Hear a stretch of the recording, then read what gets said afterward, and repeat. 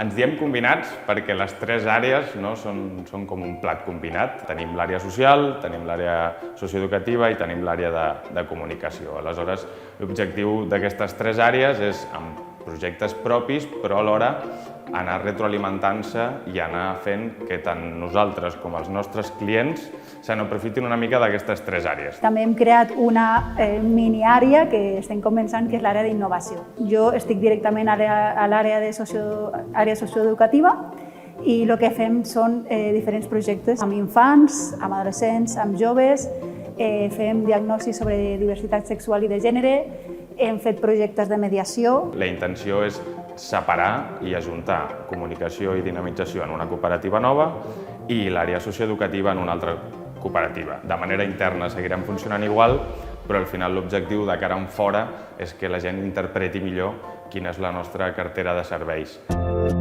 La cooperativa Combinats va néixer a partir de l'experiència de tres socis, tres autònoms que venien de treballar en solitari fent consultoria. No hi havia entitats de consultories de l'economia social i menys des de la perspectiva d'emprenedoria com són les cooperatives.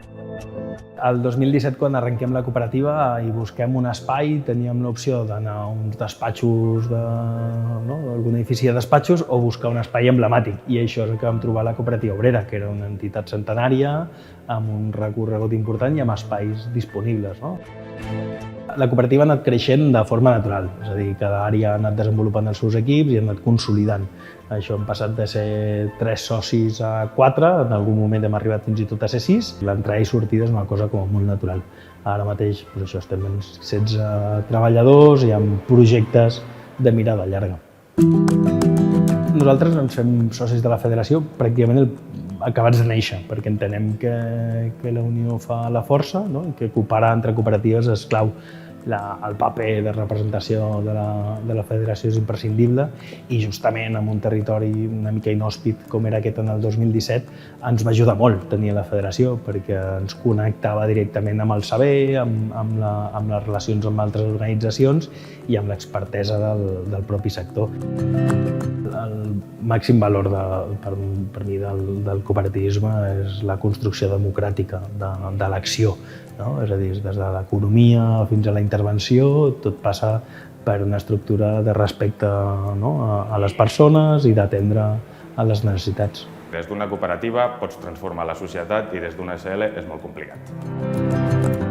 El leitmotiv de Combinats, quan la vam crear, és la transformació social requereix de canvis culturals i només si ens ho passem bé succeiran. Treballem molt des de la participació i des del tema vivencial.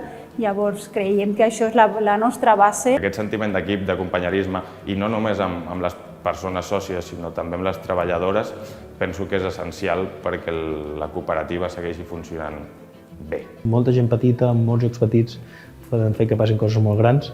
Doncs aquest és una mica el nostre tarannà, canviar realitats quotidianes i transformar-les en coses més agradables i amigables per la gent.